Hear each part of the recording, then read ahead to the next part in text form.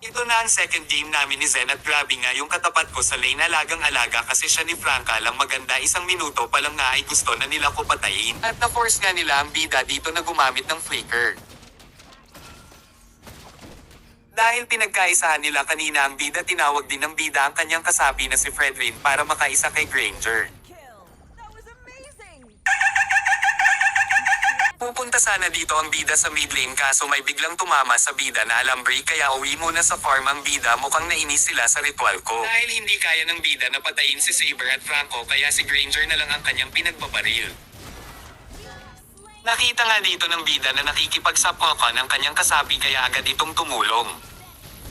Papunta na sana si Granger sa kanyang tore kaso nakita siya ng bida at ng kanyang kasapi na pusit kaya agad itong pumanaw. Dumating naman dito ang kasapi ni Granger at pabalik na sana ang bida kaso tinamaan na naman siya ng alambre ni Franca kaya uwi na naman sa farm ang bida.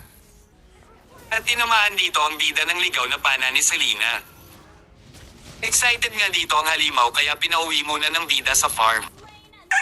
Pinakitaan nga dito ng 5-man set ang bida ng kanyang kasapi.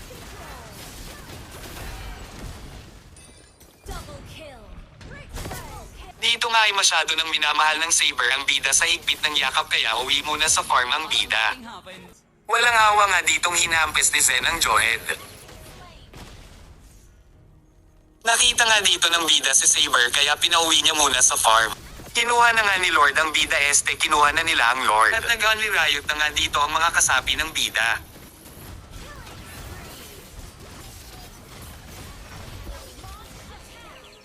Pumasok pa nga dito si Zen sa tore ng kalaban kaya sumunod ang bida kaso iniwan niya ang bida kaya binigyan na lang ng bida ang Granger. At kung hindi mo pa ako kilala ako nga pala si Official Zen at salamat nga pala sa mga nag-follow sa akin balang araw magiging sikat na content creator din ako.